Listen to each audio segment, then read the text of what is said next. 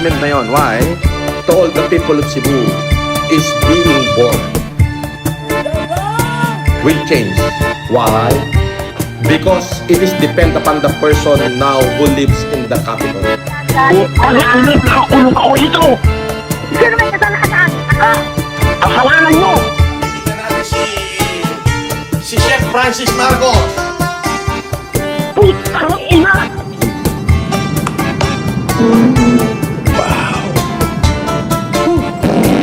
Ayun. Fuck you! Kung ano yung nandiyan dyan, hindi nyo dapat pasingawin yan! Yung mga gunner mo, nasa labas daw. Pare, sa sinituro ko natutulog, pare! Pagka may lumaki ka, 15 minutes sa kaya.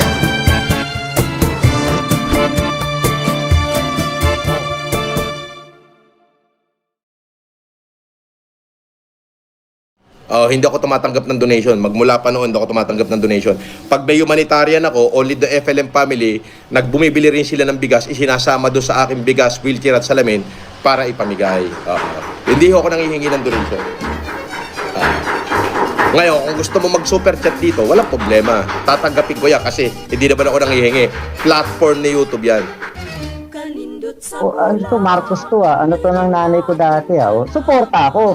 Hindi ko alam na yung palang pagsuporta na yon maraming idudulot sa akin na hindi makakalimutan ng mga pagkakataon sa buhay ko. Ngayon, nakikita na pala ng mga kamag-anak ko yung vlog ko. Sa side naman ng nanay ko, may nagsasabi na tita ko, sabi, Mac, ano yan, scammer yan. Hindi ako naniwala.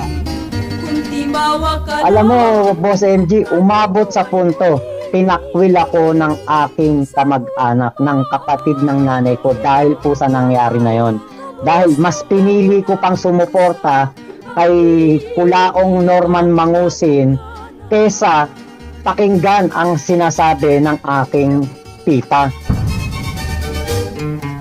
Kami ay kanyang vlogger, ginamit niya kami para pagmukain na talagang kami kanyang mga sariling vlogger. Ito, si Mac Pablo, supportahan nito, si Jojo De Guzman, si Jake Magnus. Pero kumbaga, inaangkin niya kayo in a way na iniyayabang niya na vlogger niya kayo. So, ibig sabihin, bayaran niya kayo. Parang gano'n na Parang ang ganon. datingan. Francis Leo Marcos ako. Number 1 vlogger ako ni Francis Leo Marcos.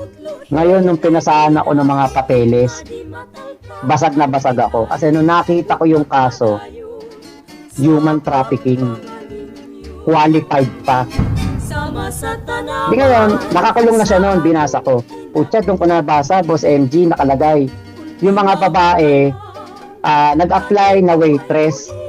Kinukwento ng mga biktima ang apply nila waitress, pero nagtataka sila doon sa parang audition o screening na kanilang pinuntahan na nandoon si Francis Leo Marcos, pinaghubad sila.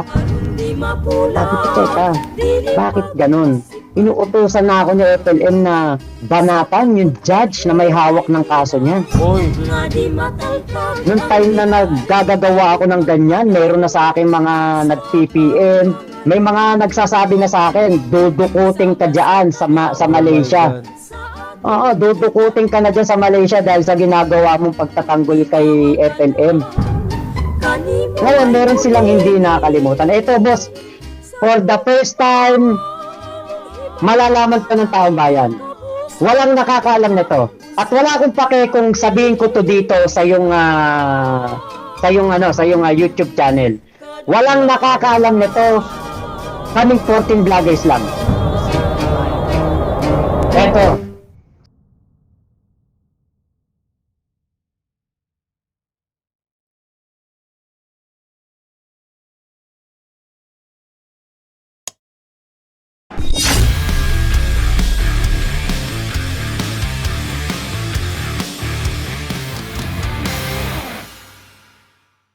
Hinahanap mo ba ako sa Facebook? I-follow mo na ako. Ito ang page ko.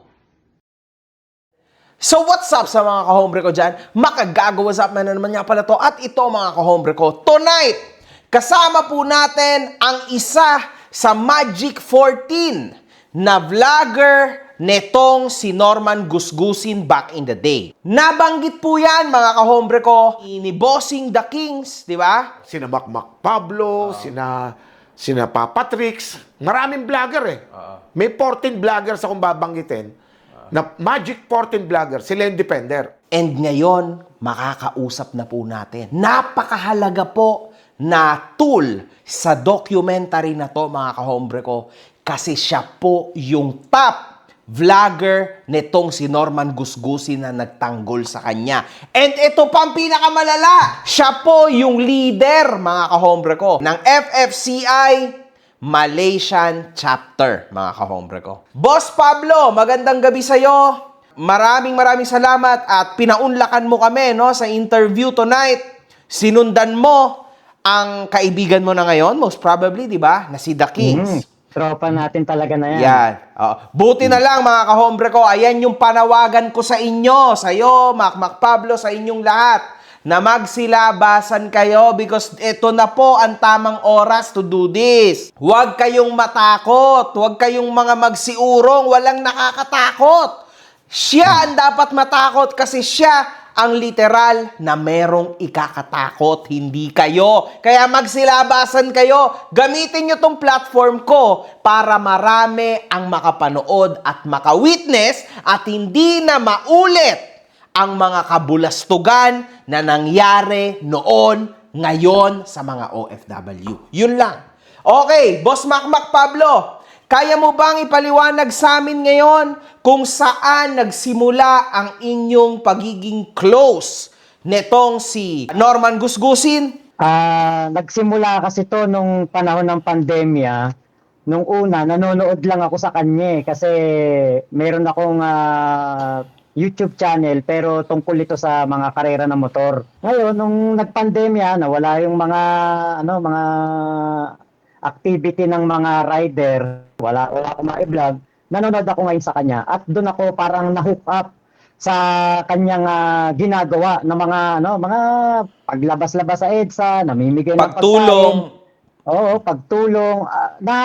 Nung una, akala ko talaga tunay at akala ko talaga totoong Marcos kasi syempre kapag lumabas ang isang tao at sinabi niya Marcos siya, di ba talagang parang, Legit. ay, Marcos Legit, to. Oo, di ba? Matindi to, Marcos Matindi, to. oo. Mabigat, Tapos Marcos. lumalabas at tumutulong pa sa ating mga kababayan. Tas boss, di ba, nakakapagpabigat din, mga kahombre ko, na ito ay nangyari noong pandemya. Hindi lahat ng tao nakakalabas. Kaya kahit Tama. pa paano, may bigat yung tao na yon. Kasi nakakalabas, di ba? May sari-sari Tama, siyang oo. permit, tama? Oh. Tapos makita mo pa yung sobrang yaman niya. Kapag nakita mo talaga siya, sobrang yaman ng kanyang pinoportray na pagkatao na yung bahay, pinapakita niya, yung kanyang mga mansion, yung kanyang swimming pool, yung kanyang mga sasakyan na talaga namang bihira yung merong gano'n na mga sasakyan dito sa atin. Tapos, naghamon pa siya ng sunugan ng pera. Sino ba naman hindi maniniwala nun? Ako po, ipinanganak akong super yaman. Makikipagsunugan talaga ako ng pera sa kanila. Gusto nila, sunugin nila ako ng pera nila. Pero sisiguraduhin ko, hindi pa ho ako napapasok. Ubos na yung pera nila. Pero pag sila ho sinunog ng pera ko, pati ngipin at buto nila, abo na. Yung pera ko hindi pa ho naaabo. Kaya ako, bilang isang galing sa hirap, talagang ako napahanga nitong si Francis Leo Marcos, doon ako talaga nahulog yung parang loob ko sa kanya. Ay, ang galing nito, ang bait nito. Mga kahombre ko, bilang isang Pilipino na naging OFW, matagal din ako naging OFW, naging sobrang hirap sa akin na humanap ng mapagpapadalahan ng pera. And actually, sa totoo lang, yung hard-earned money ko na yon, na pinaghirapan ko talaga, no sleep, a lot of hours of work, syempre ayaw ko na mabawasan yun. Imagine niyo mga kahombre ko, ang tataas po ng mga transaction fees ngayon sa iba't ibang mga napapadalahan natin ng pera. Mapa-application man yan or physical. So ngayon, buti na lang, dumating si TapTapSend, mga kahombre ko. At meron ka pang extra $20, mga kahombre ko, sa una mong pagpapadala using my code. Mga kahombre ko, sobrang nakakatuwa tong app na to. Dahil bukod sa napakatinding exchange rates nito, zero fees pa pagdating sa pagpapadala mo sa bangko at mobile wallets tulad ng GCash at Maya. 95% ng mga transaction ay dumadating agad just within 5 minutes. Napakasulit talaga nito mga kahombre ko. Now, kung gusto mo mapadali ang buhay mo tulad ng mga sinabi ko, i-download mo na ang TapTap Send. After mong i-download ito, mag-sign up ka na. Pero syempre mga kahombre ko, huwag mong kakalimutan ang promo code ko na makagago nang magkaroon ka ng extra $20. Totoo yun, $20 sa ipapadala mo sa una mong deposit. Ano pa ang inihintay mo, kahombre ko? I-tap-tap send mo na yan.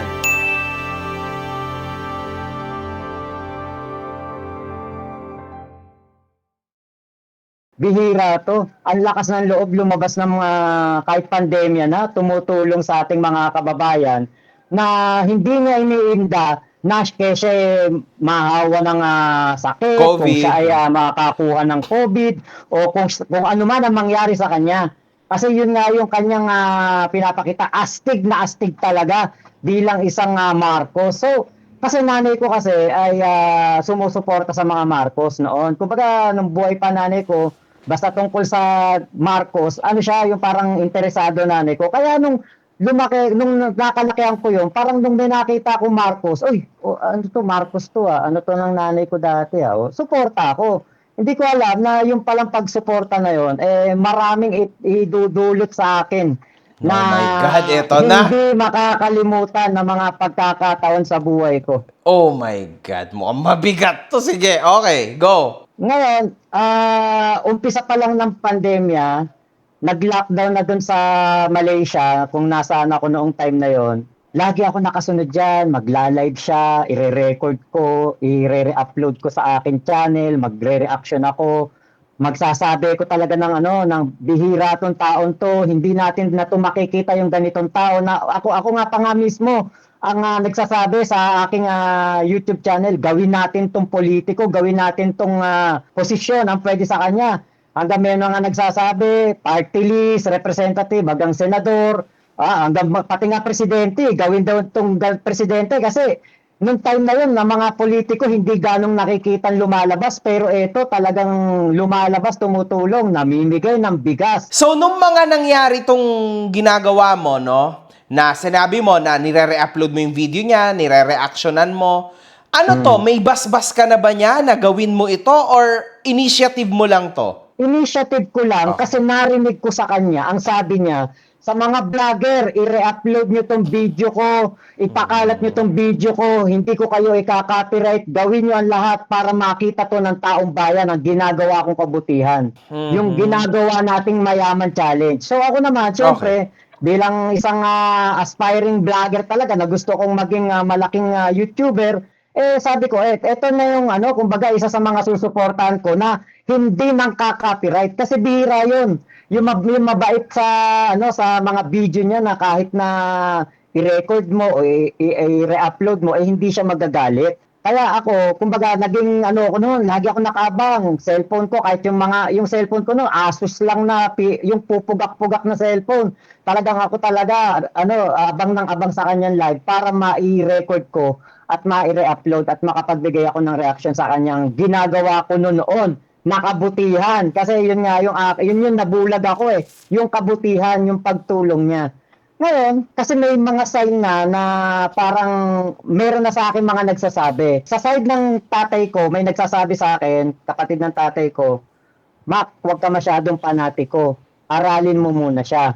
Ngayon, nakikita na pala ng mga kamag-anak ko yung vlog ko. Sa side naman ng nanay ko, may nagsasabi na tita ko, sabi, Mac, ano yan, scammer yan. Hindi ako naniwala. Hindi ako naniwala. Totally hindi ako naniwala.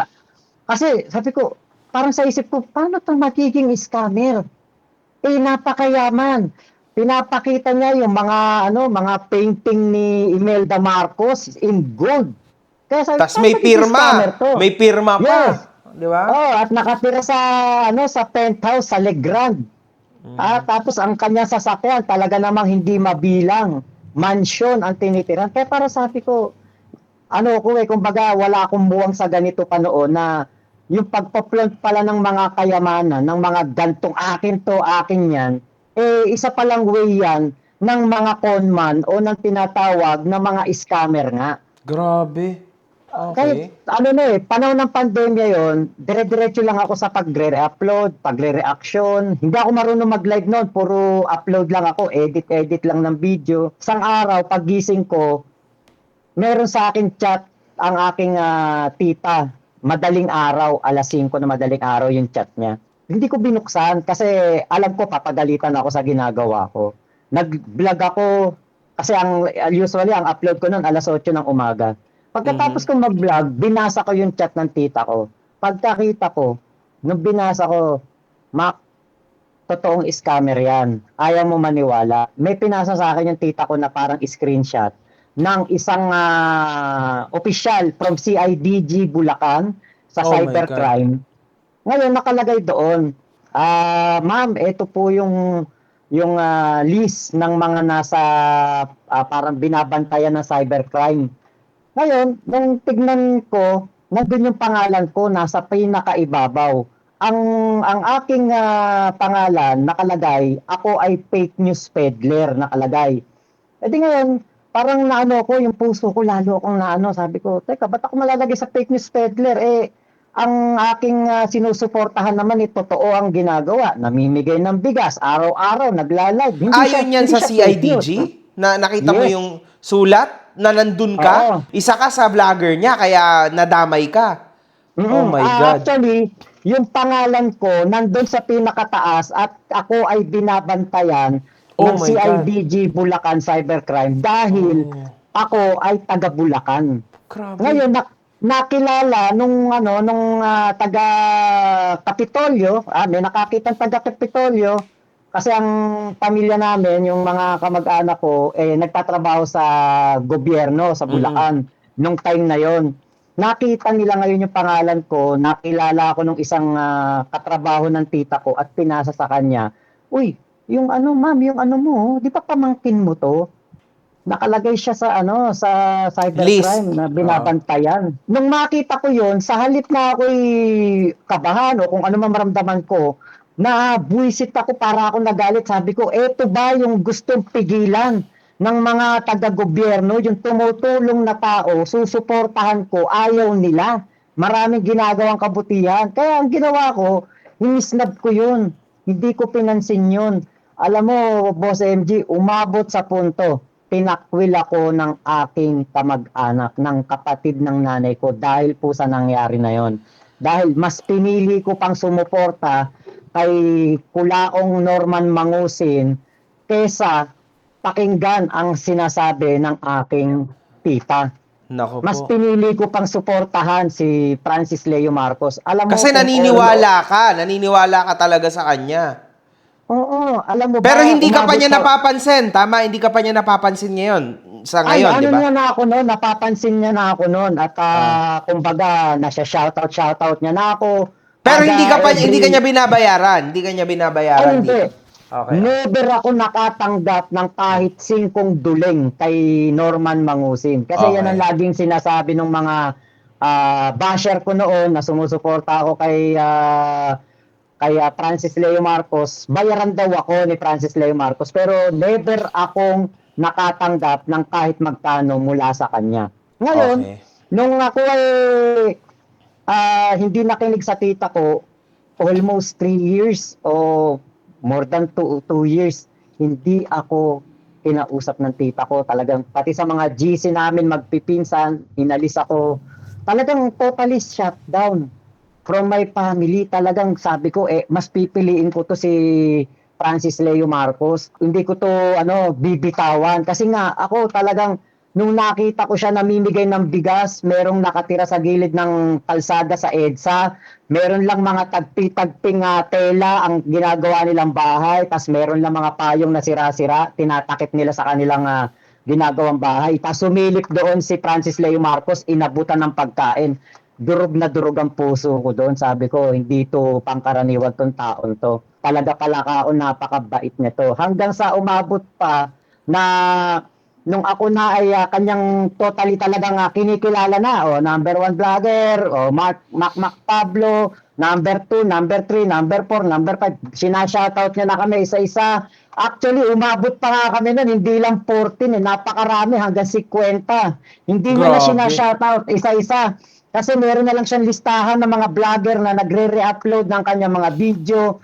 Talagang in-employ niya, in-enable niya kami na kami ay kanyang vlogger, ginamit niya kami para pagmukain na talagang kami kanyang mga sariling vlogger. Ito, si Mac Pablo, supportahan niyo to, si Jojo de Guzman, si Jake Magnus. Pero kumbaga, inaangkin niya kayo in a way na iniyayabang niya na vlogger niya kayo. So, ibig sabihin, bayaran niya kayo. Parang gano'n na Parang ang ganon. datingan. Oo. Kasi nga, yun ang kanyang way na nung pinapare-upload niya yung kanyang mga video, parang hawakan na niya eh. Parang hawak ko na to kasi re-upload na to ng re-upload ng mga video ko. At talaga naman mabenta yung mga video niya. Talaga umaabot ng 3 million, 4 million Wow. views ang mga video niya sa akin nung time na yon. So, bilang isang number 1 vlogger niya, syempre parang ako, proud ako kasi ang ginagawa nitong taon to pagtulong. Ang ginagawa nito kabutihan. So bilang naging number 1 vlogger niya, sinusuklian ko yun ng talagang tunay na suporta. Katulad niya, kuwari may problema siya sa kanyang mga live streaming. Tuturuan ko siya kung paano siya gumamit ng laptop, may mga StreamYard, may mga camera ng cellphone na tinuturuan ko siya kung paano mas okay na pagla-live. So, nakakausap mo na rin siya. Nakakausap mo na rin siya, tama? Minsan after every live, tatawagan niya kami, mga 14 vloggers noon. Actually, hindi pa kami 14 vloggers.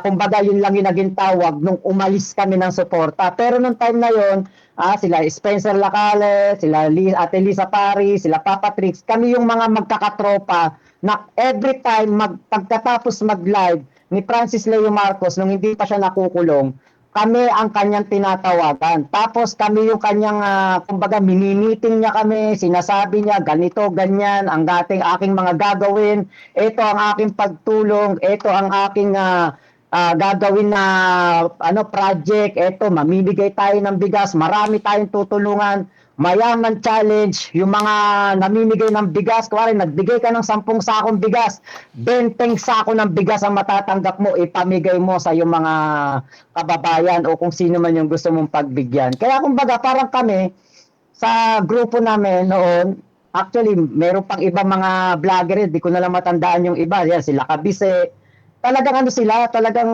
suportang-suporta. Tapos pagkatapos na mag-usap-usap, matatapos na yun, tatawagan niya ako ng personal. Yun. Tatawagan niya ako, video call, sabi niya, Mac, paano to? Meron na akong kita sa YouTube. Ang laki ng kita niya sa YouTube noon, nasa million na. Hindi ko na lang alam kung 1.4, 1.5, kung basta mapakalaki na, nasa million na. In the span of almost parang 2 weeks na kanyang pagla-live. Kasi talagang yung live streaming niya namumula sa super sticker, sa super Wow. chat. Ang laki ng kanyang kinita. Binidyo call niya ako, pinakita niya sa akin yung kasi wala pa siyang AdSense that time. Pinakita niya sa akin kung paano aayusin yung AdSense niya. Tinuruan ko siya para makasahod siya, para makuha niya yung sahod niya. Ngayon, pinakita niya sa akin yung sahod niya, ang laki. Talagang nung kinonvert ko sa peso, ang laki. Nagulat ka, syempre. Oo, kasi syempre bilang vlogger, hindi ako kumikita ng ganun. Pero siya, ilang araw pa lang siya nagbo-vlog, talagang napakarami niya ng kita. Kasi nga, ang mga video niya rin naman noon, talagang ang daming views. Million views, mayat-maya, million views. Mag-live siya ng umaga, mag-live siya ng hapon, kahit tigsa sandali lang. At sa gabi, talagang minsan 1 oras, 2 oras, talaga napakaraming views nanonood sa kanya. More than 20,000 na live streaming viewers. Yun. Dami. Kaya ako, syempre, nakilala din ako noon at kada upload ko, talagang sinusundan din ng mga tao. Tapos, nung una, hindi ko kasi napapansin to na parang hinahawakan niya kami sa leeg. Ngayon, nung dumating na sa punto na, kumbaga parang peak niya na sa, sa YouTube. Social media, oo. Nung laya pa siya, yung peak niya nung laya pa siya, ano na kami, kumbaga parang talagang nakuha niya na yung loob namin. Lahat kami ng mga vlogger na sina-shoutout niya, mga nasa 50 yan. Laging nakalista yan. Every live, pinapakita niya na. At talagang ma-shoutout ka lang ni Francis Leo Marcos noon, parang Big it's a time na. blessing. Oh, blessing na talaga kasi kinabukasan, yung YouTube channel, puputok, talagang patok ang mga video. Talagang ikaw susuportahan ng napakarami niyang followers. Eto na. Siyempre, kapag ikaw nasa taas ka lang ng taas Ngayon, mararating mo yung pagbaba. Pero kumita ka rin sa kanya, tama? Tama, kumita ako. Kumita ka rin sa views. Oh. Malaki-laki rin kinita mo by doing Kumita all ako of nun. these things. Kumikita ako nun ng meron akong isang kinita, nasa parang 520k isang buwan. The next month, parang 540. Basta, puro 500,000 yun, yung aking kinita noon. At bilang isang dating OFW lang, na noon lang Napakalaki nakahawak nun. ng malaking pera, talagang very thankful. Kaya nga talagang solid talaga ako sa kanya. Sumolid Very ka loyal talaga. ako sa kanya. So anyway, so kung ganun pala, tama lang siguro na hindi kanya pinapasweldo, tama? Oo, okay diba? lang sa akin. Kasi Diba? isa pa Okay. nga, volunteer yung ginagawa Voluntary ko ka, oo. Tama. Oo, parang ako'y volunteer vlogger. Hindi ako pumirma ng kontrata sa kanya. Wala, Hindi oo. ako nanumpa sa kanya. Talagang ako lang, ay ginawa ko lang to dahil nga tuwang-tuwa Naniniwala ako sa ginagawa ka. niyang Naniniwala kabutihan. ka. Yes. Oh. Is Okay. bilang isang Marcos, bilang isang gumagawa ng humanitarian sa panahon ng pandemya, yun Solid talaga yun. ang naging parang sabi ko bihira to, hindi to ginagawa kahit ng mga politiko noon. Noong time na yun, hinahanap nga ng mga ng mga kababayan natin, yung mga mayor nila, hinahanap yung mga congressman nila. Pero merong Francis Leo Marcos na pinapakita niya, wala tong COVID sa akin. Walang alcohol, talagang kung mamigay, kung makipagkamay, kasi yan yung sasakyan niya, dala-dala niya yung sasakyan niya, may dala siya mga pagkain, talagang lilibot yan doon sa may EDSA o kung saan man siya mapunta, mamimigay ng pagkain. Walang pinipili, kay sidewalk vendor, kay street sweeper, kay siya ay pulube, binibigyan ng pagkain. So bulag na bulag ang aking mata noon sa ginagawa niyang pagtulong. Sa breaking news na tayo. Ako nun lagi akong puyat noon dahil nga sa kanya mga live streaming. Ine-edit ko isa-isa, minsan natutulog ako umaga na. Talagang ang tulog ko noon, pag nakita kong nag-play na yung 8 o'clock in the morning ko na vlog, matutulog na ako noon. Ngayon, nung isang beses na na natulog ako, maya-maya ginigising ako ng aking partner, ng aking asawa. Ngayon, nung ginising na ako, sabi na, Mac, tignan mo to, si FLM, hinuhuli ng NBI dun sa kanyang Legrand Tower, dun sa kanyang penthouse. Sabi ko, ano yan, di totoo yan. Fake Tulog news. pa ako. Fake news yan, di yan totoo. Di ngayon, nung nakita ko yun, parang legit balita talaga ng GMA, tingin pa ako sa iba, ABS-CBN, tingin pa ako sa iba. Ay, mainstream media nagbabalita. Ay, teka, napabalikwas ako ng bangon. Puyat ako, napabalikwas talaga ako. Pagkita ko totoo nga, talagang hinuhuli siya. Talagang breaking news. Ay, parang doon na ako lalong alam mo yung parang nagbalik sa isipan Nagalit ko yung ka. Oo, yung ako nasa listahan ng binabantayan ng NBI cybercrime noon. CIDG. CIDG. Ayun, sa CIDG ng Bulacan. Sabi ko, teka, parang ganito pala talaga. Kapag ikaw tumutulong, talagang pipigilan ka. Ikaw Mali talaga yung naiisip mo, in short. Kabaliktaran Yes. talaga. Oo. Talaga, Bulag ka oo, talaga. talagang- Oo. Yun talaga yung naiisip ko na sabi ko, ano ba naman klase itong mga taon to? Tumutulong lang, namimigay lang ng pagkain, namimigay lang ng bigas. Naghamon lang ng mayaman challenge, ipapakulong nyo. Alam mo ba, Boss Mac, na parehas tayo ng iniisip noon? Mm. Nung nakulong siya, kung ano yung iniisip at sinasabi mo ngayon, yun ang naiisip at sinasabi ko noon. In fact, ewan ko kung alam mo, pero nung Alam ko nakulong yan. siya, nag-video ako. Diba? He's coming out at ang mga haters ni FLM will feel very, very sorry for this. For real. God, ayoko na magsalita. Man.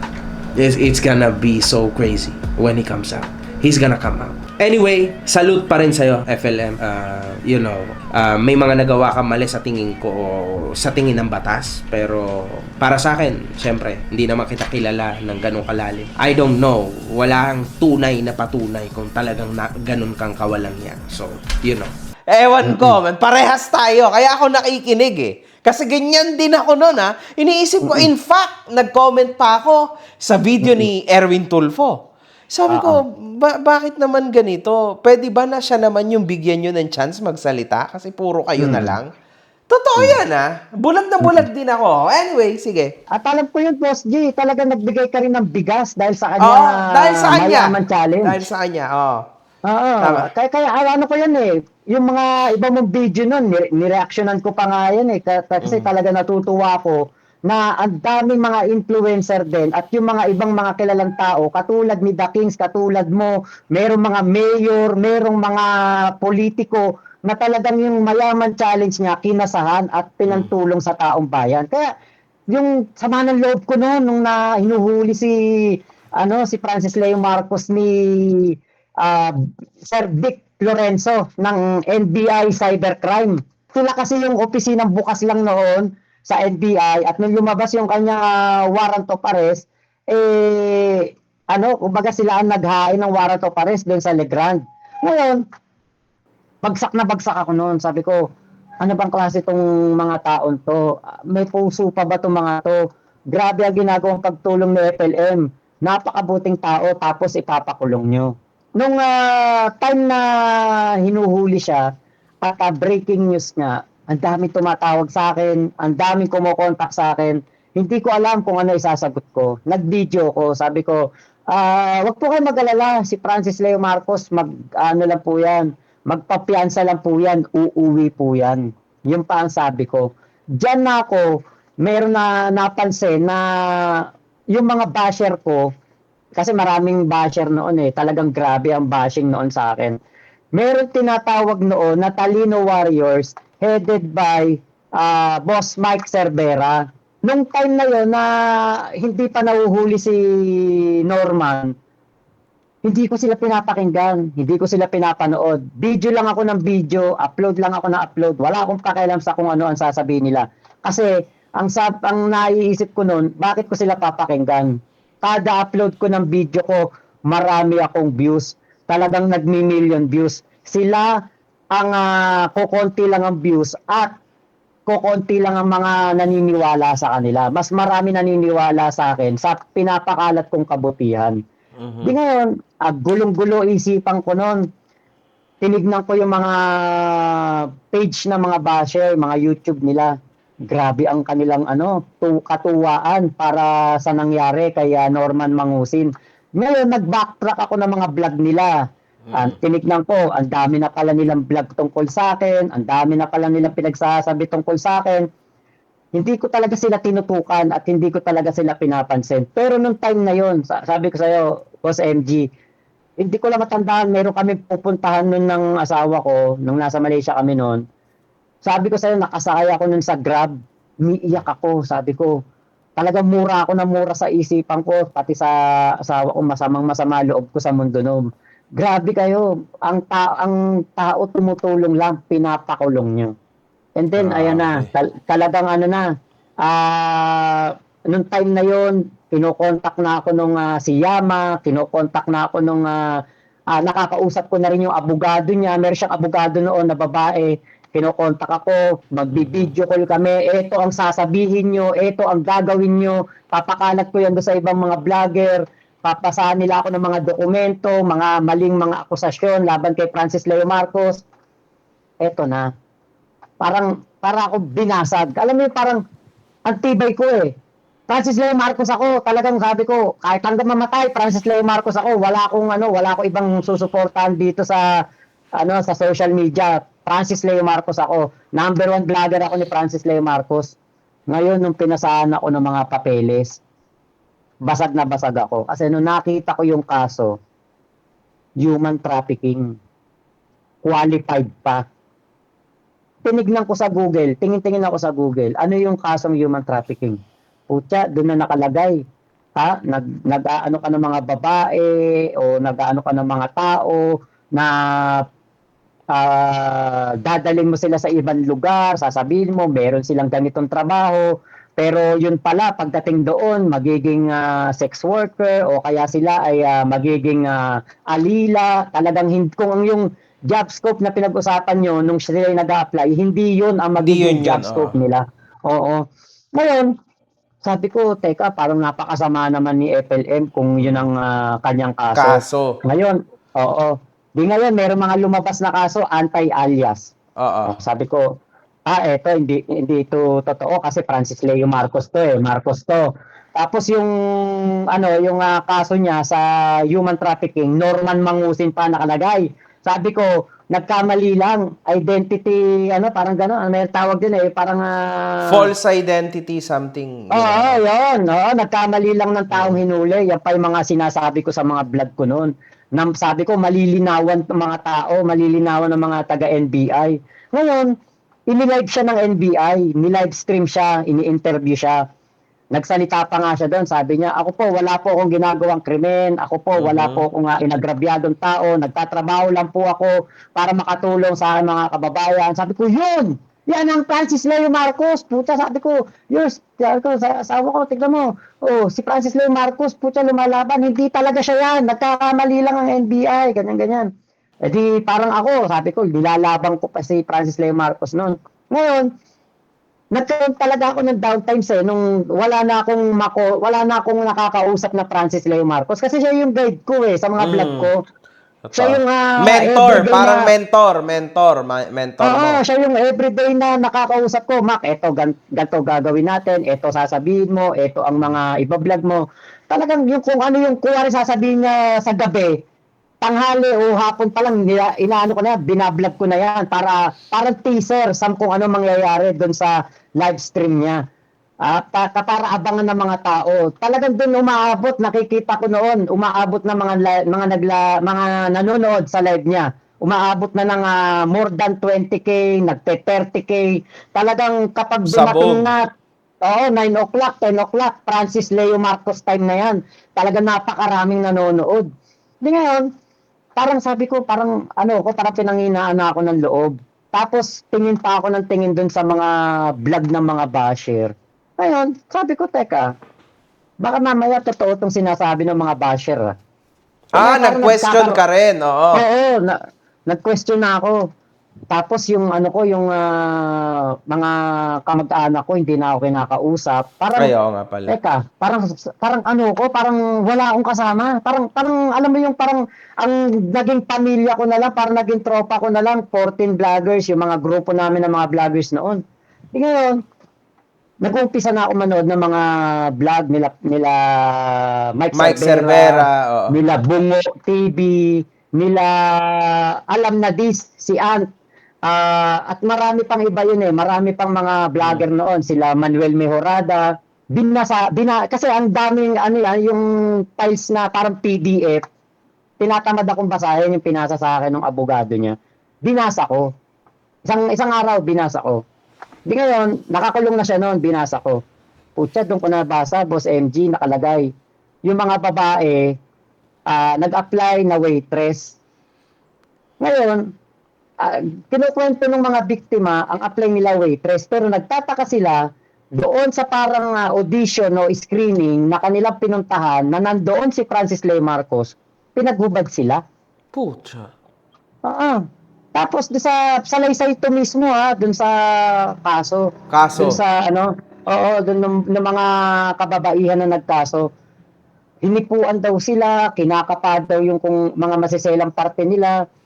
So syempre dahil gustong-gusto nila makapag-abroad at pinangakuan sila ng malaking sweldo, syempre, di ba parang baka lang to, test lang talaga to, baka ito talaga screening.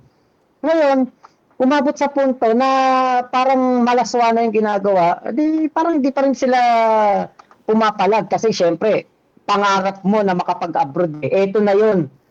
Parang last ano na to, last test na to eh. Kaya ikaw ay parang susunod ka na lang sa kung ano ang gusto nitong si Norman Mangusin. Ngayon, nung pababa pa ng pababa habang ako'y nagbabasa, nahanap ko yung yung mga kumbaga yung mga importanteng details.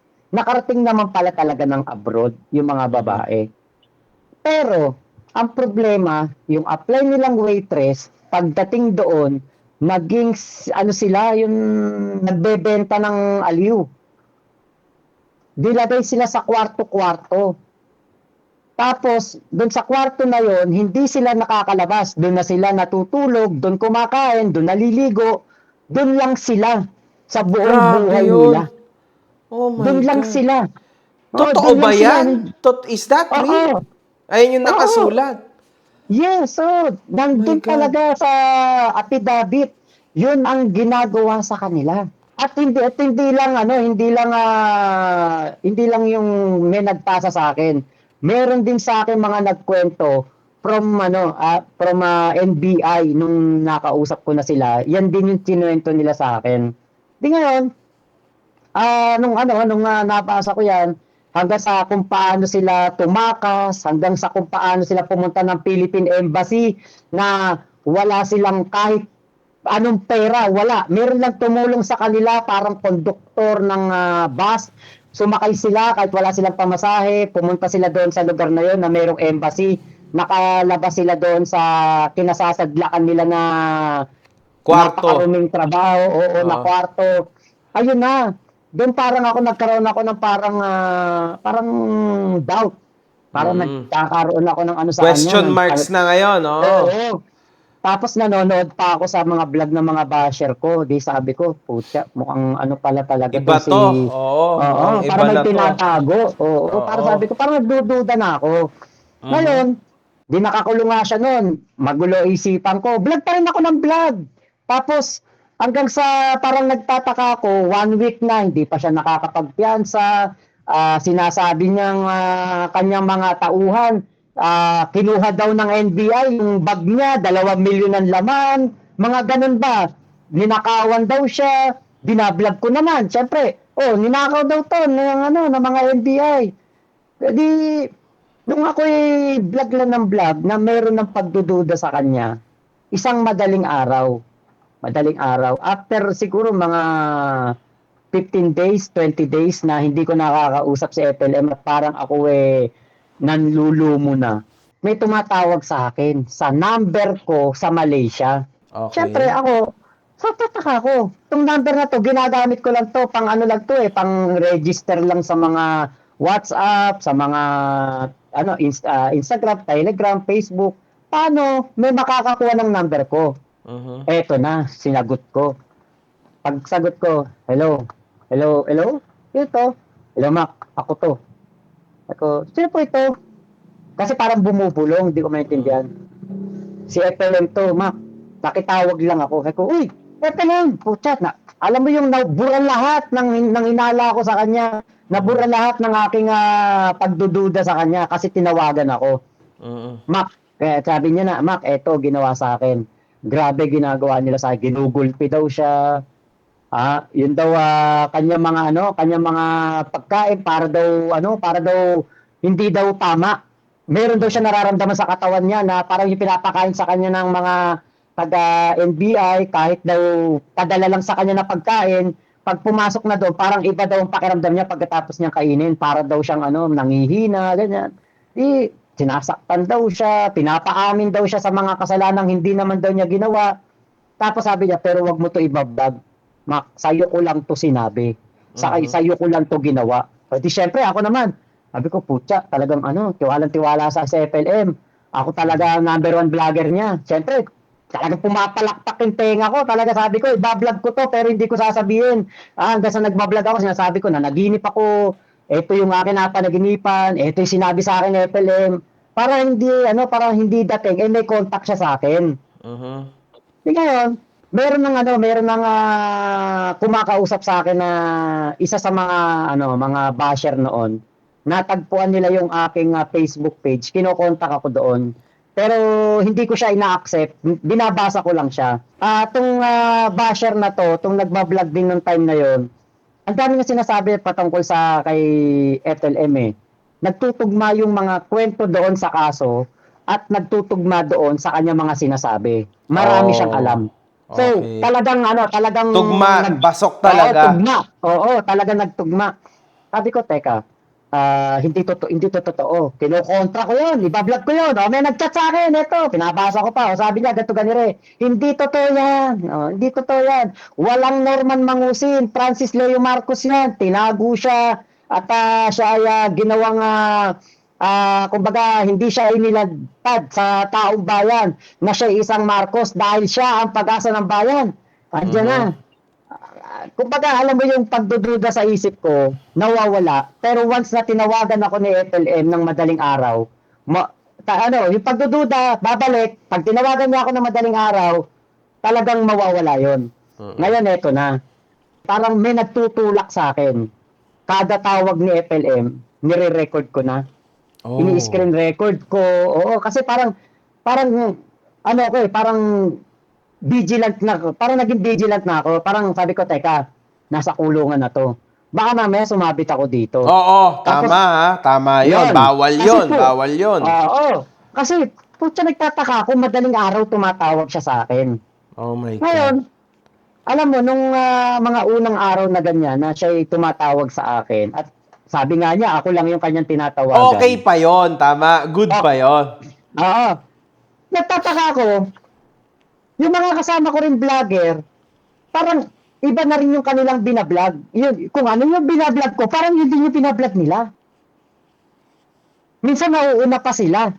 Sabi ko, teka, parang ano pa to? Parang, paano nila nalalaman yun? Yung mga sinisiwalat ko, nauuna pa sila minsan. Sabi ko, teka, paano nangyayari yun? Ako lang naman ang kinokontak ni FLM. Putya, ito na. Gumawa ako ng GC ng mga tropa kong vlogger. Sabi ko, pare, ito sikreto lang natin to. Tinatawagan ako ni FLM gabi-gabi. Sinasabi niya sa akin kung ano yung panlalaban natin sa SOCMED. Ngayon, sabi ko, paano niyo nalalaman yun? Kasi ako lang yung tinatawagan. Ngayon, sinabi nitong si Tol Jojo, pare, kasi si Tol Jojo nasa Hong Kong yan Jojo de Guzman. Sabi niya, pare, ako tinatawagan ako niya Ako lang daw ang tinatawagan niya Wala siyang ibang tinatawagan na vlogger, ako lang. Di ngayon, nandun din sa GC si Jake Magnus, kakatawag lang sa akin yan, kani-kanina lang. Ako lang daw yung tinatawagan niya. Sabi ko, putya, ba't ganun? Sabi niya, ako lang tinatawagan niya. Sabi sa inyo, kayo lang ang tinatawagan niya. Pero bakit ganun? Di ba parang, sabi ko, ano ba to? Ano tong play na to? Ang laki ng duda ko sa kanya. Tako, teka, putya. Baka mamaya totoo yung mga kaso sa kanya. Nood na naman ako ng mga vlog ng mga Medyo Talino napapansin Warriors. mo na medyo nagsisinungaling siya, tama? Tama. Kasi, hint na yan ang pagsisinungaling. Ngayon, meron akong napapansin mga inconsistency sa kanya mga sinasabi. Hindi ko sinabi sa kanya na gumawa ako ng GC namin mga vlogger. Doon kami nag-uusap-usap. Ganyan, nag-uusap-usap kami. Tapos siya pa rin, tatawag pa rin yan, madaling araw, minsan video call, gagawa siya ng FB page, ang FB account o kaya ng WhatsApp na iba yung number o kaya iba yung pangalan, tatawag siya sa akin, video call. Nandun siya sa dilim, makikita mo lang nagliliwanag yung kanyang ngipin. Ni-record ko yan Yung ngipin lang niya makikita mo. Tapos yung magbubulong-bulong siya doon, sasabihin niya kung ano yung mga iba vlog, ganyan. Hindi naman ko pinatitigil. Ang sinabi ko, wag lang pag-usapan yung kaso at wag lang pag-usapan yung nanay ko. Ayun nga po. Yun lang. Wag lang pag-usapan yung pinag-ugatan ko kasi ako maglalabas niyan. Opo. Pag nilabas ko yan, tamemili silang lahat. Nagets mo? Opo. Meron kasi yung Talino Warriors na grupo. Parang sila yung nag-champion kasi naipakulong nila si FLM. Talagang nanonood na ako sa kanila. Meron ng mga time na kapag sila nag-vlog, kinokontra ko na. Kaya parang naging sagutan grupo nila Boss Mike Cervera at grupo namin ng mga vlogger na pro FLM, sumasagot na sa kanila. Talaga sagutan. And still, kapag nag-vlog sila at nag-vlog ako, talagang yung vlog ko ang namamayagpag. Kasi number 1 vlogger nga eh. Saka yung sinasabi ko nga, coming from the horse mouth mismo. Dahil kinakausap nga ako gabi-gabi. At sabi ko, teka, maganda na to kasi pagtatanggol ko si FLM sa SOCMED. Kasi wala na siya sa personal, wala na siyang, kumbaga sa totoong buhay, wala na siya, nakakulong na siya. Dire-diretso lang to. Laban lang ako ng laban sa mga basher niya, sagot lang ako ng sagot. Suporta lang ako ng suporta sa kanya. Ngayon, hindi ko na alam na yung palang mga kasama kong vlogger, parang nagkakaroon na rin sila ng Questions. parang pagdududa. Kung gaano kalaki yung duda ko, gano'n na rin yung kanila. Andiyan yung meron pa nga noon yung mga rapper, mga grupo ng rapper, yung Sigaw Leitimo. Talagang sila, gumagawa sila ng mga rap Kanta. song. Oo. Tapos si Papa Bear, gumagawa rin ng mga kanta. Ngayon, talagang yun na lang yung naging buhay namin kasi wala na nga FLM sa camera eh. Talagang talagang surviving mode ba tawag doon? Survival mode na. Survival kailangan mode. namin maitawid Survival to. mode. Kailangan namin maitawid to hanggat wala si FLM kasi parang nadudurog na kami ng Talino Warriors. Di ngayon, dire-diretso lang ako. Talagang sabi ko, minsan nakakapagod din, minsan wala akong upload, minsan magbo-vlog yung Talino Warriors. O, kita nyo, walang upload tong si Mac Pablo kasi na yan, natatalo na yan, pinanghihinaan na yan ang loob, ganyan-ganyan. Kasi hanggang ngayon, di pa rin nakakalaya si FLM. Kasi payag-paya ako noon kasi sabi ko, lalaya si FLM. Sabi ko, etong si FLM, makakapagpiyansa. Yung kaso niya, hindi kanya yun. Kasi yun din naman sinasabi sa akin ng mga tao na kapaligid sa kanya. At kung anong sinasabi sa akin, iba-vlog ko din. Yun lang ilalabas Ngayon, mo. Oo, meron dyan na yun nga, si Boss Mike Cervera. Tropa ko na ngayon yan hanggang dikit ko na yan, si Boss Mike Cervera. Ngayon, ito si Boss Mike Cervera, meron siyang offer sa akin. Umuwi ako ng Pilipinas at sabihin ko doon sa Luneta Park na ako ay naniniwala na si Francis Leo Marcos ay tunay na Marcos at meron siyang kapatid noon na lumabas si Pastor. At sabihin ko na si Pastor at si Francis Leo Marcos ay hindi magkapatid. Meron siyang challenge sa akin, no? Dinner niya ako. Alam mo boss, MG, kung ano ang dare. Isang Lexus na kotse at 700,000 pesos. Yun daw bibigay si Mike Cervera. Oo. Dare niya sa akin. Para talagang patunayan ko lang na talagang ako solid pa rin kay FLM. At ako yun. talagang naniniwala na siya tunay na Marcos at talagang siya talagang tunay na tunay ginagawa niyang pagtulong, walang pagbabalat tayo. Ilang araw yun, china-challenge ako. Wala akong maisagot doon. Kasi parang parang Duda. down ako down ako, duda ako. Pero doon sa mga vlog ko, hindi ko syempre pinapakita yung panghihina ko na yon. Talaga pag nag-vlog ako, talaga sinasabi ko, mga bobong Talino Warriors na yan, huwag nyo nang pansinin yan, mga ganun ang sinasabi ko na lang. Yan po mga ganyang challenge lang po yan ng mga bobo, mga ganun sinasabi ko. E di ngayon, kumbaga parang nawala yung challenge na yon. Nagpatuloy pa rin ako. Hanggang, alam mo yung time na kada tatawag sa FLM, screen record ako ng screen record. Pag nag-uusap kami, screen record ako. Hindi ko na gaanong kumbaga yung mga pinag-uusapan namin, nandiyan naman yan sa YouTube channel ko, yung iba, mga na-re-upload na ng mga ibang vlogger. Maraming nag-re-upload niyan, maraming kumuha sa akin. Yung pagre-record ko na yon ng video na yan, minsan, pagkatapos namin mag-usap, pag ako nagmumuni-muni, babalikan ko, papakinggan ko. Talagang mag-headset ako o headphone, ganyan. Papakinggan ko talaga kung ano yung kanyang mga sinasabi. Sabi ko, teka, bakit ganun? Inuutosan na ako ni FLM na banatan yung judge na may hawak ng kaso niya. Alkalin nyo na buhay niya. Bumagsak yung anak nun sa bar exam. Araw-arawin nyo yan. Hindi tayo titigil hanggang nakakamta ng katarungan. As in, araw-araw. Bubulabugin nyo yan. Lahat. Basta yung judge lang ang pakpakan. Sige po, sige po.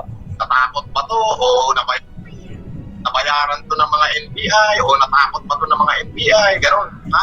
Opo, sige po, sige po. Uy. Oo. Na, iba na Oo. yun ha. Oo, sabi pa niya, sabihin mo sa mga vlogger natin, banatan niyo to. Hindi ko matandaan yung kung ano yung korte, kung ano yung ano, kasi nandito yun naman Branch, sa yung YouTube channel RTC ko, eh. level, oo. Oo, Yung RTC, kung ano yung- kung... Oo, mga RTC. Basta alam ko lang, Manila nga yata yon. Tapos, yung pangalan, pinababanatan niya. Yung anak niya, hindi nakagraduate ng, ng ganito. Bobo kasi, mga ganun. Ang dami niyang pinapabanatan sa akin. Di ngayon, sabi ko po siya, ano to parang kababo Yari ako. ka dyan, oo, iba parang- na yan. Oo. Tapos meron pa siyang pinababanatan nun, asawa ng pulis. Ang dami niyang pinapabanatan sa akin kasi nga ako na number one vlogger niya. Saka siguro, eto, kung ano sabi ko kay Makmak, gagawin nito yun. Talagang kapag kung ano sinabi niya sa tawagan namin, vlog kagad ako niyan. Talagang kinabukasan, meron akong upload patungkol sa pinag-usapan namin.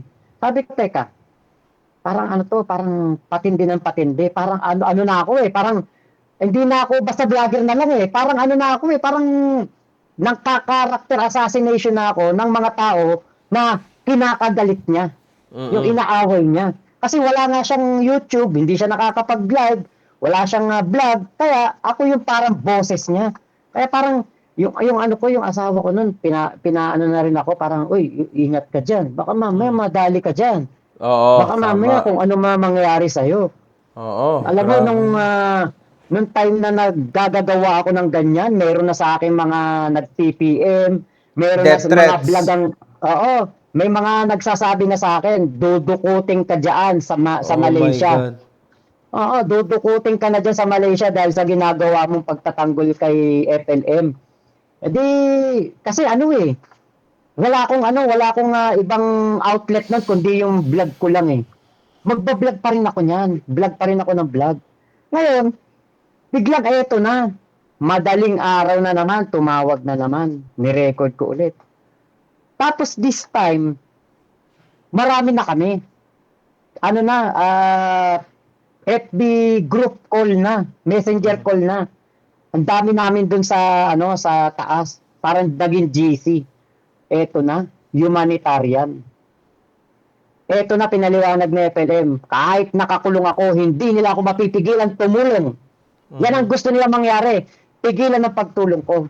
Sabi ko, maganda to. Parang nabuhayan ako ng loob. Nawala na naman yung duda ko sa kanya. Tulong. Andun na yung mga kasama kong vlogger. Nandun na, dami na. Mga kasama kong vlogger. Yung mga nanay na tumutulong sa kanya. Yung mga ibang mga taga-abroad like Alfa Romeo, Nasukir, California, andun na, sa GC. Mac, tutulong tayo. Hindi nila ako mapipigilan. Sigawag ko bitun. Talagang saya-saya namin. Kasi syempre, for the first time, nakasama namin siya sa GC. Andun yung mga vlogger. Talagang ang dami namin dun. Tuwag-tuwa kami. Hindi na kasya yung iba dun sa Group ng call. platform. Group call. Oo, Oo, sa group call. Yung iba, may mga extra phone sila, i-group call pa rin nila yung tawagan na yon para marinig nila yung boses ni FLM na nakakulong that Grabe. time. Madaling araw. Parang sabi niya, i-plug nyo na to. Tutulong tayo. Di ngayon, vlog ako. Sinabi ko, nag-live ako noon. Tutulong si FLM kahit na nakakulong, hindi nyo mapipigilan. Na parang nanunuya pa ako noon sa mga humuli sa kanya, sa mga law enforcer. Hindi nyo mapipigilan si FLM, tutulong at tutulong to. Marami itong gagawin pagtulong kahit nakakulong. Ngayon, nung time na ako'y nagla-live, minsan tatawag yan. Naka-live ako. Inumute ko ngayon. Mac, eto, dagdag mo to, sabihin mo to. Sabihin mo sa mga gustong tumulong, magpadala sila kay Dong Batalan. Eto, bibigay ko yung account number, GCash number, Palawan. Siyempre, ako naman, pagkatapos ko i-mute, sasabihin ko, sa mga gusto po magpaabot ng tulong, ganito po gagawin natin. Ito po ang bank account ni Dong Batalan, ito ang kanyang GCash. Talagang si Dong Batalan ang bagsakan ng pera. At totoo yung sinasabi ni Kuya Erwin na lahat ng pera ng mga FFCI kay Dong Batalan lahat nakapangalan. Yung gusto magpadala ng personal, huwag nyo nang ipalipad. Ipunin nyo sa lahat ng FFCA nyo at lahat ng presidente nyo, kay Dong Batalan makikipag-usap. At may mga resibo yan. Marami magpapatunay God. yan. FFCI all over the world. Kay Tol Jojo, Hong Kong. Kay Ate Lisa, Paris. Kay Spencer Lacaled, ano rin niya, Hong Kong din. Ako, Malaysia. Meron pa yan, Amerika. May Canada, si Macber. Kay Kuya Nasukir, Amerika yan. Pati yung sila, meron pang isa dyan, si Ate Happy Valentine. Amerika, hawak nila. Talagang grabe ang pera nung bumubuhos. Grabe yun. Grabe. Talagang napakaraming perang bumubuhos dyan. Tas lahat yung pera na yon is straight kay Dong. Tama? Pedong Batalan. Pucha. Grabe yun. So yung pera ng FFCI, saan yun galing? Yun ang tanong ko. Sa mga OFW. Paano kayo nakakakuha ng pera sa mga OFW? Paano nyo ginagawa yun? Pinaplug namin sa live namin, pinaplug namin sa mga videos namin, nakalagay doon yung GCash number na pwedeng pagdalhan, pangalan na pwedeng padalhan sa Palawan or Cebuana. Pag nasa USA kayo, pag nasa US, ito. Yes, oo. Pag nasa gantong bansa, Malaysia, ito. Pag ganun ba? Oh my goodness. Para wala nang bawas si YouTube. Kumbaga 100% Yes. ang makukuha. Oo. Kasi nga ano na my kumbaga God. yung pakulay kasi sa YouTube, kung di ako nagkakamali, parang 25% sa YouTube, 75% lang sa vlogger. Kasi kaya kaysa mabawasan pa yon, ang naisip ni FLM ay magpadala na lang sa kanya yung mga tao. Di ngayon nung time na na kami nagpa-plugging ng mga pagpapadala ng pera, may mga nanay na tumatawag sa akin. Sinasabi nila, anak, eto tutulong kami kay FLM. Medyo malaki tong halaga na ito. Saan ba namin to papadala? Di syempre ako naman bilang gusto ko nga pagtulong, tutulungan, magbibigay kasi sabi ko nga paano makakatulong sa FLM nakakulong. Lahat daw ng kanyang asset naka-freeze ng AMLAC. Meron siyang para sinasabi niya nasa billion na pera. Nasa billion na pera sa bangko na freeze. Ngayon, sinasabi din ng mga tauhan niya na freeze yung asset ni Boss FLM, mga kotse, bahay, lahat naka-freeze. Meron mga time na sinasabi hindi na sila makapasok doon sa bahay ni FLM, yung pinaplant niya noon, yung pineflex niya noon na mga sasakyan, hindi na nila ma-access kasi naka-freeze na sa AMLAC. Kaya ako, yun yung sinasabi ko sa mga nanay, sa mga mamis na kumukontak sa akin, gusto naming pagpatuloy yung pagtulong ni FLM, kanino kami magbibigay, sino kukontakin namin, ituturo ko sila kay Dong Batalan. Ngayon, hindi ko na alam kung magkano ibinigay nila, kung gaano kalaki, kung ano ang mga pag-uusap nila. Di ngayon, meron akong, maliit lang naman yung grupo namin ng FFCI Malaysia. Actually, hindi pa nga siya FFCI noon FLM Malaysia group lang kami noon. Itong grupo na ito, nabulan din to ng mga OFW na supporter ko na hindi nila alam na nung time na yon ako pala'y taga Malaysia. Ngayon, nagkaroon kami ng nagkaroon lang ako ng live, binati nila ako, kami yung mga supporter mo dito sa Malaysia. Sabi ko, talaga pala, meron pala ako mga kababayan dito na Pilipino na napapanood ako. Magano tayo, meet and greet tayo. Tapos, pinipon ko sila, nagkita-kita kami doon sa Filipino Community Mall doon sa Malaysia, yung Kotaraya, doon sa Kuala Lumpur. Nag-meet and greet kami doon. Siyempre parang sikat ako, parang ganun yung dating kasi mga mga kababayan natin Pilipino na gustong sumuporta kay FLM na parang ako ano nila ako, hinahangaan na rin nila ako. Kaya parang proud ako ganyan. Ngayon, gumawa na kami ng mga GC, tapos every month meron silang mga pledges na sinasabi sa akin, Mac, eto sa pag dumating yung pera ko, pag sumahod ako, pag may natanggap akong ganito, tutulong din kami. Meron akong nalikom noon, kung hindi ako nagkakamali, nasa 20,000 pesos.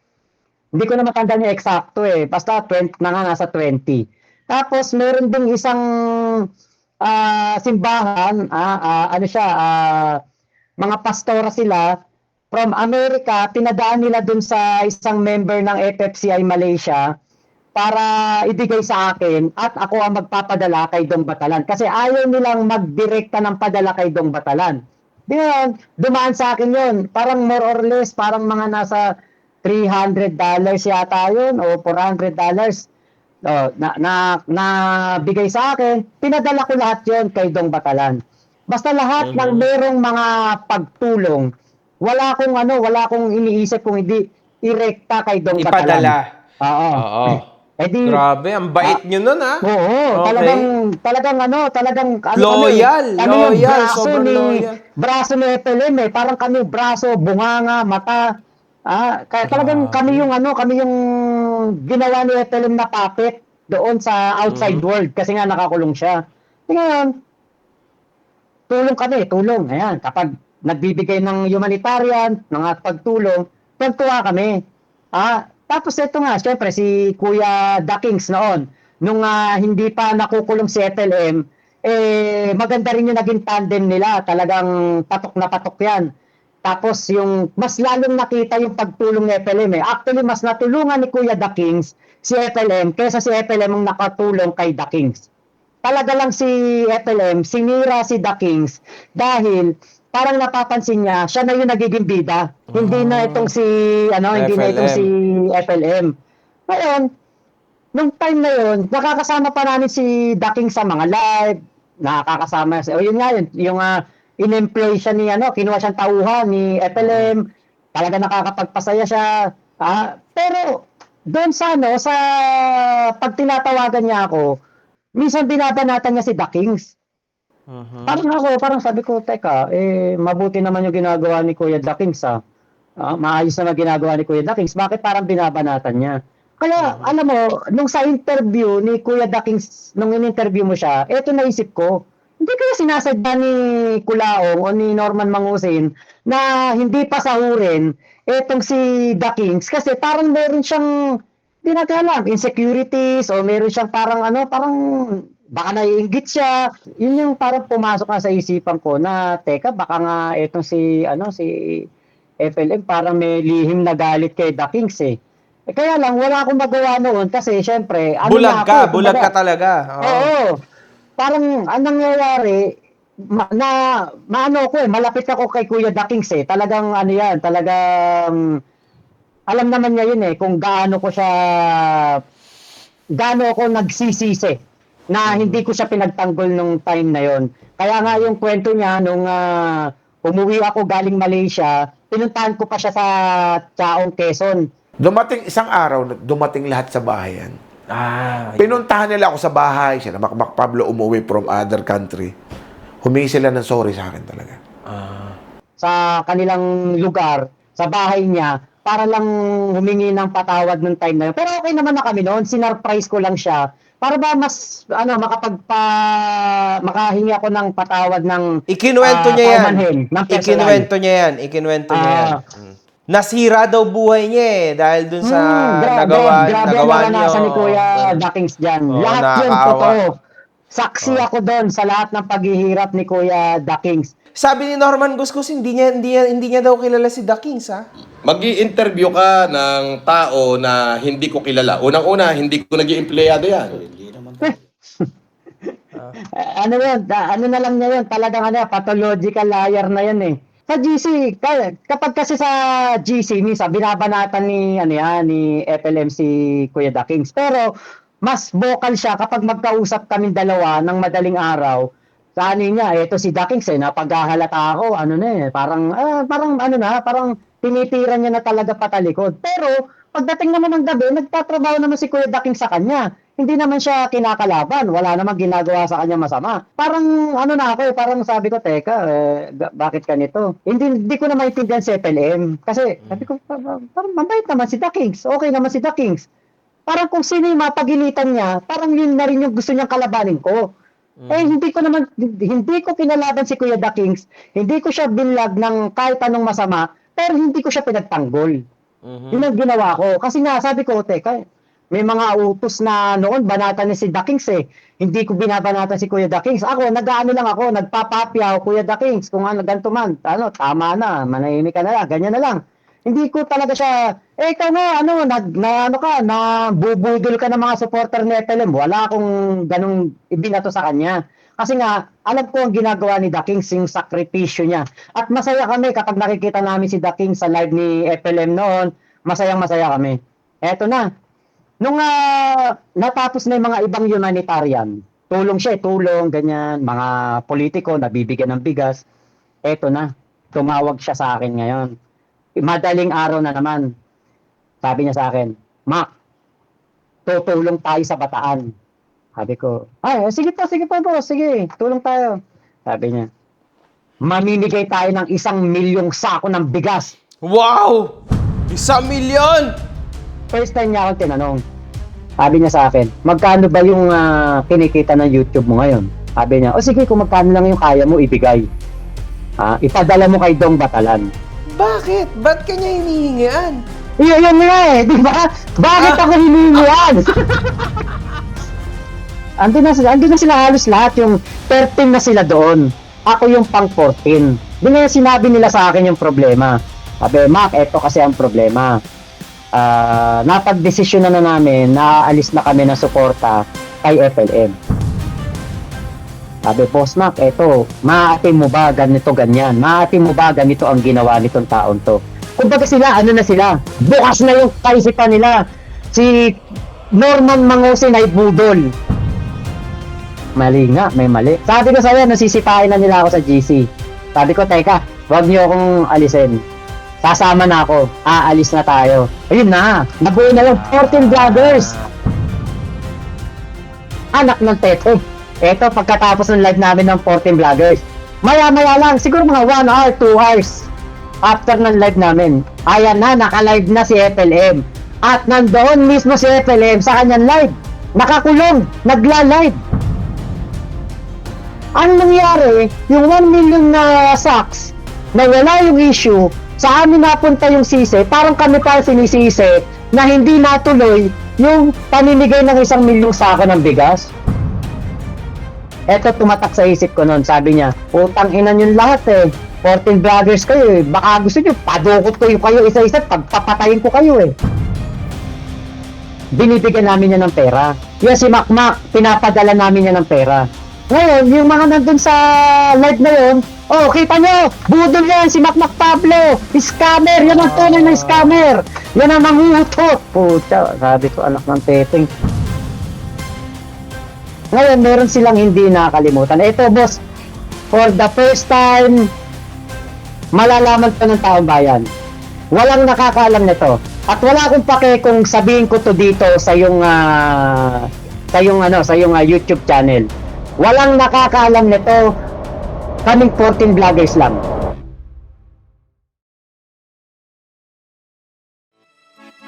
One love, good fucking vibes.